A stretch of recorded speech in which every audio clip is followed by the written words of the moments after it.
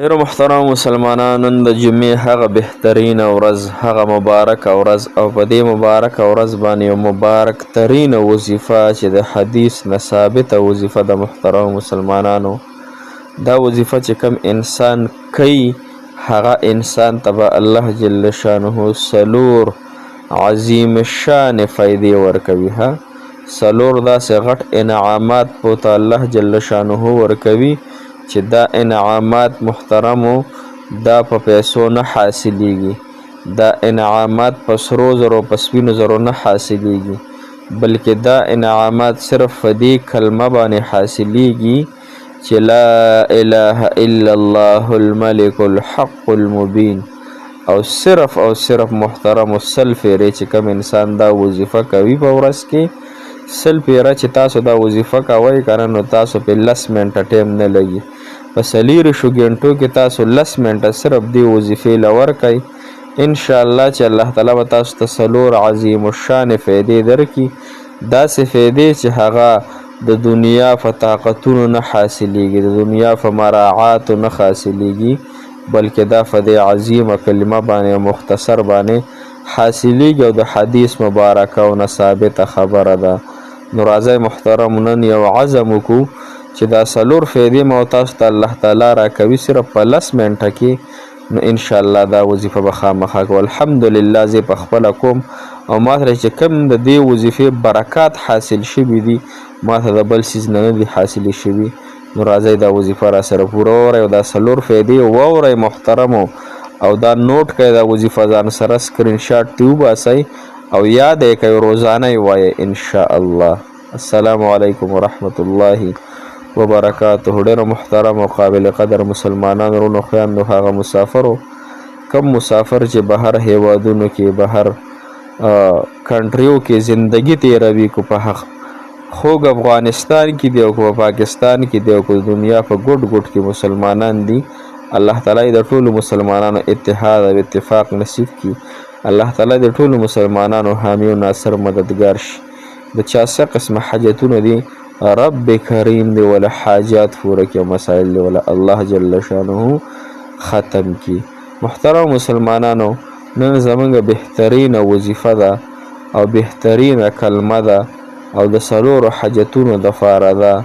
او هغه حاجتونه ډېر زیات بهترین دي محترمو. خو هغه حاجتونه چې دي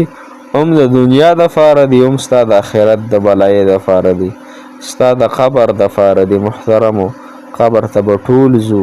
قبر نه څوک نه پاتې کېږي، نو چې یو څیز له ځې که نه نو هغې له خو تیاری پکار وي که نه. که ته اوس امتحان له ځې صحیح شوه او تا امتحان له تیاری نه دی کړی نو هلته به هسې بیا ناستې او ستا نه به هغه فارچه وشي او تا ته بیا څه فایده حاصله نه شي، بیا به ډېر زیات خفه لاسونه به مروړې، وخت به تېرې. دغه رنګې زموږ د دنیا زندګي ده، نو څومره محنت چې موږ دنیا دپاره کوو د هغې نه 15 او 100% سیوا محنت چې موږ د آخرت او د قبر دپاره کوو. نو دې وظیفه کې دا کمال دی چې هم به د دنیا الله تعالی حاجات پوره کوي او هم به د آخرت الله تعالی حاجات پوره کوي. نو راځئ د دې وظیفې هغه فایدې درته ښیم. محترم مسلمانانو، دا حضرت علي رضی علماء ذکر کړي چې حضرت علي رضی الله تعالی عنه هم د دې فایده لیکلی چې کوم انسان دا وظیفه سحر کوي هغوی خو پکې ماښام هم ورکوئ، خو بهرحال تاسو صرف 100 پیرې کوئ نو دا انسان به د فقر او د فاقې نه محفوظ شي، ورته به الله تعالی د غنا دروازې کولو کړي. فقر او فاقه خو تاسو پیژنئ که نه چې انسان باندې فقر او فاقه یعنی روزي ورته سمه نه میلاویږي،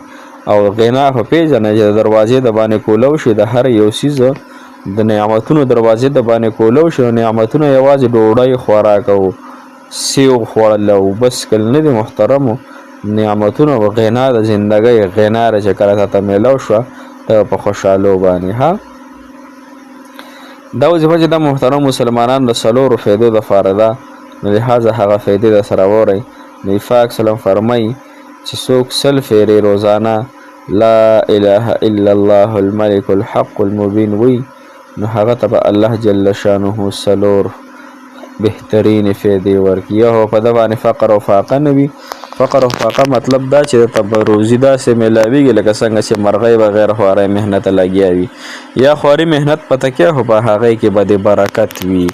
نو خاوندانو دپاره رونو دپاره بیګانو دپاره رونسو بل دویم دا چې د قبر وحشت چې دی که نه او تنهایی نو هغې کې به ستا دا وحشت او دا یره به ستا په خوشحالۍ باندې بدل شي انشاءالله ګوره قبر تاسو ته هر سړي ته پته چې قبر ډېر تنهایی ځای دی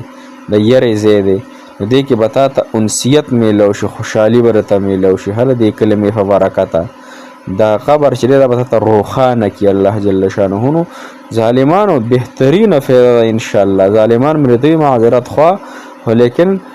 د آخرت د قبر د آخرت د منزل نه ټول نه خطرناک منزل د قبر دی الله تعالی دې همونږ آسان کړي نو څوک چې دا کوي یو فقر او فاقه نه دویم به د قبر د وحشت د یرې د تنګۍ نه به الله تعالی ساتي سل پیرې څه شی دی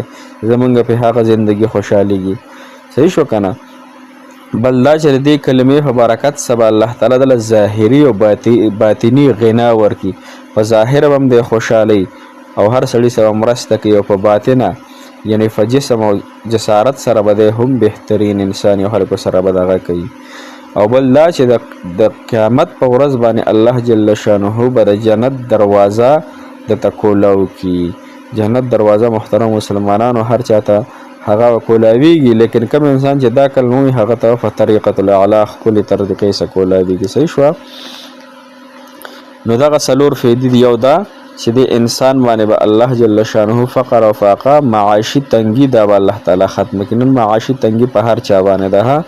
معاشي تنګي ده چا سره پیسې نه وي د چا کور نه وي د چا څه مسلې د چا څه مسلې د چا نکاح مسلې د چا محبت مسلې د چا د قرضونو مسلې دا ټولې مسلې دا معاشي مسلې دي ها او دویم د قبر هغه یره به ختم شي او قبر کې به ته راحت او خوشحاله به وي غنا به د ظاهري او باطني الله ورکړي او جنت دروازو باندې به الله تعالی داخل کړي نو دا څومره بهترین انعامات دي محترمو زه خو الحمدلله کوم زما هو نور څه باندې الحمدلله څه پروا نشته خو د قبر د زندګۍ نه زه په خپله هم یریږم او نور مسلمانان ته هم پکار دي چې ویریږي او د هغې دپاره دا کلمه روزانه سل واره چې هر وخت یې وایې ها نن د جمعې مبارکه ورځ د نن شروع کوي په پابندۍ سره روزانه سل فیرې دا کلمه انشاءالله تاسو وایئ او چېرته هم مه پرېږدئ ها او زنانۍ په بیمارۍ کې هم ویلی شي په هر حالات کې وایئ سل فیرې ایره نه کوئ څنګه چې ډوډۍ مونږ نه یېرېږي داسې دا کلمه هم تاسو ایره نه کوئ او خامخا یې درسره وایئ مو هم په خپلو خاصو عامو دعاګانو کې یاد ساتئ چې الله تعالی زمونږ هم حامي او ناصر شي زمونږ هم الله تعالی حاجات پوره کړي ستاسو هم الله تعالی حاجات پوره کړي نن یو عزم او ارادې سره په خپلې مینې محبت سره دا وظیفه د خپلې زندګۍ شروعات شروع کړو او د جمعې د مبارکې ورځ نه انشاءالله سل فیرې چې هر ساعت یې وایي الله جل شانه هم خوشحاله او آباد لره الله تعالی مو د زړه